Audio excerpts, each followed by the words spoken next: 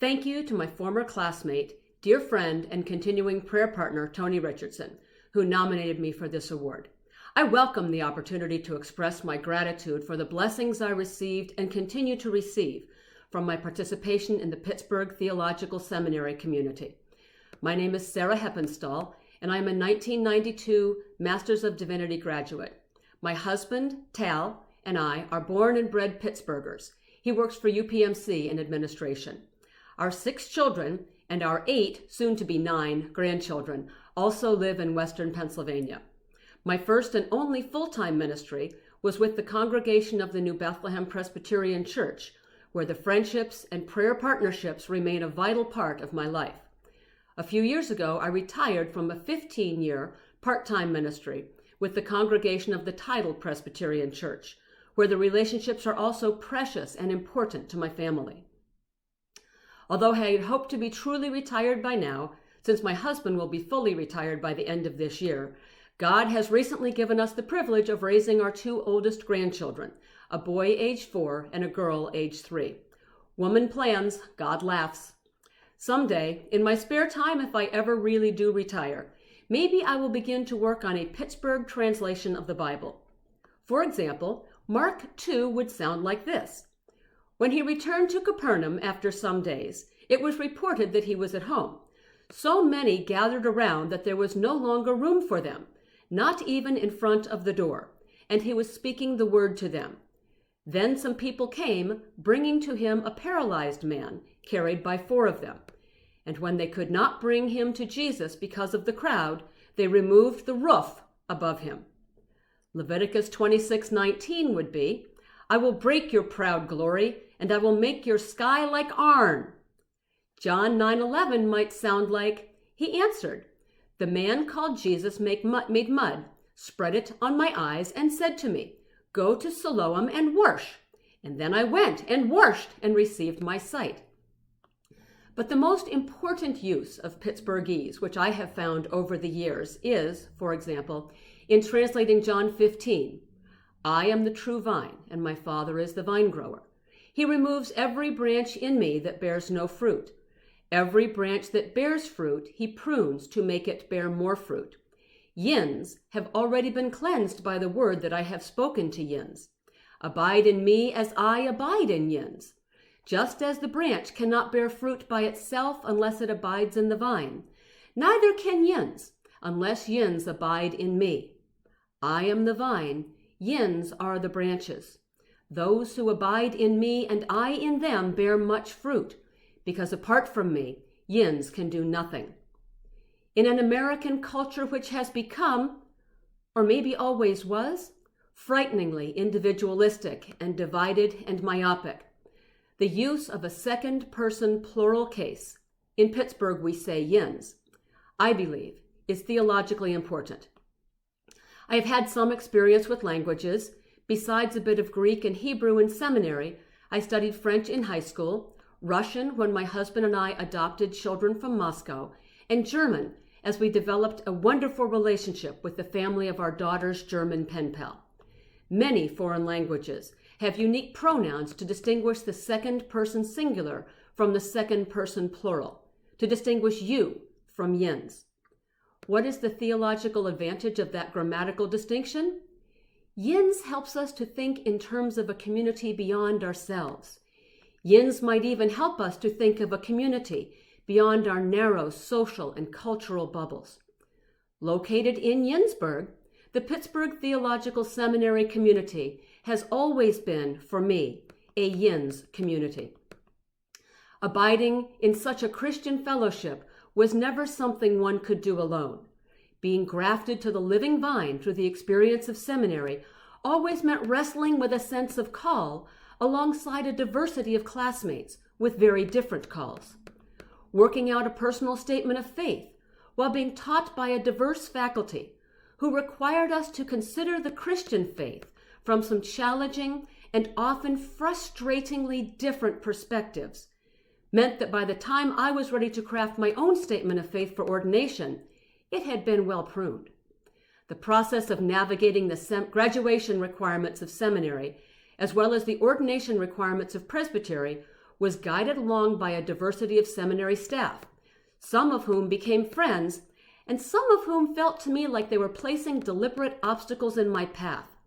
But even the obstreperous children of God gave me the opportunity to practice the grace of loving all of my neighbors, not just the ones I liked. I was a lapsed Catholic when I took my first seminary class, an evening class while I was working as a management consultant. I was still very much of a you person at that time, a you person who saw my relationship to God as a one-to-one function. All communication and guidance was just between me and God. I heard John 15 as a personal call to an individual mission to be a solo graft into the life of Christ. Even as early as that first evening class at PTS, the pruning began. Fellow classmates called me out, gently, on my narrow focus. They challenged my naive understanding of Christian discipleship.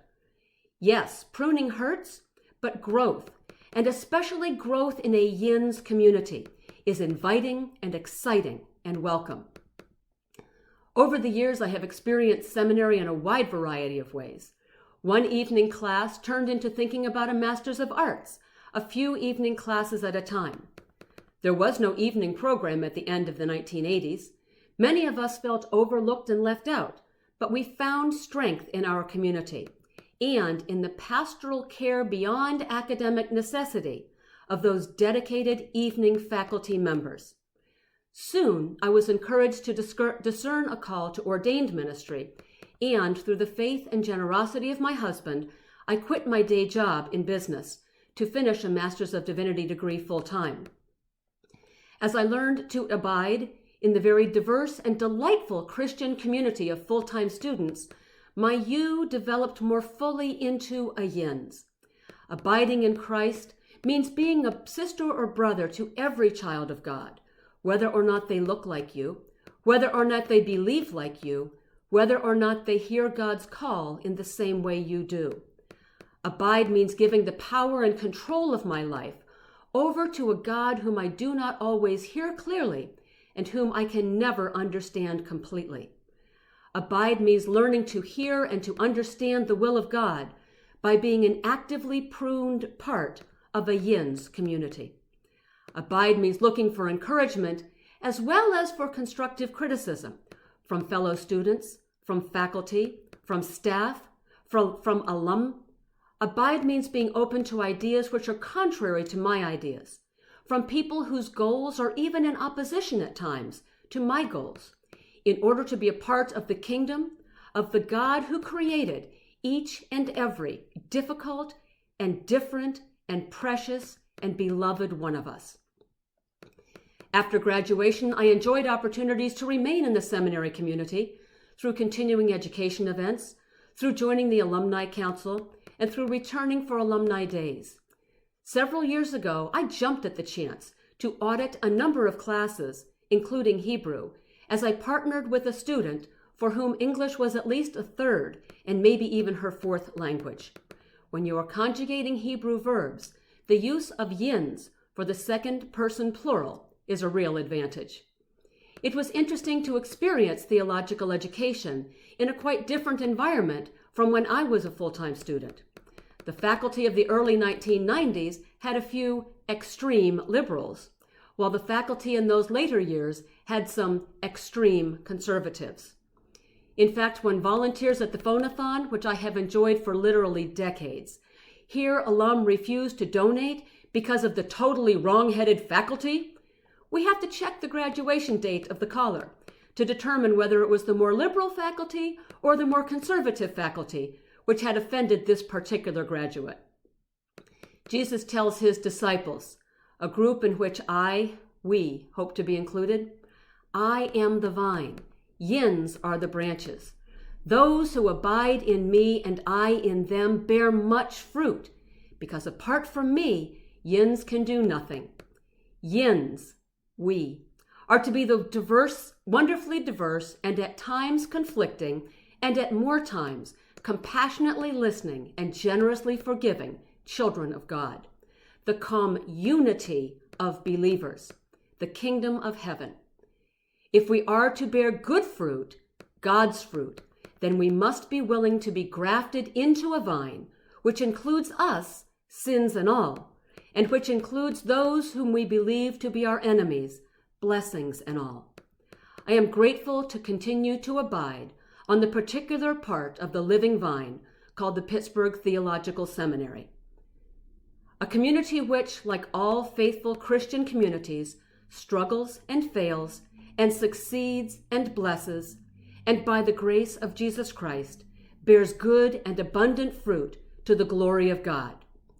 Thank yins for taking the time to share in the celebration of my blessings.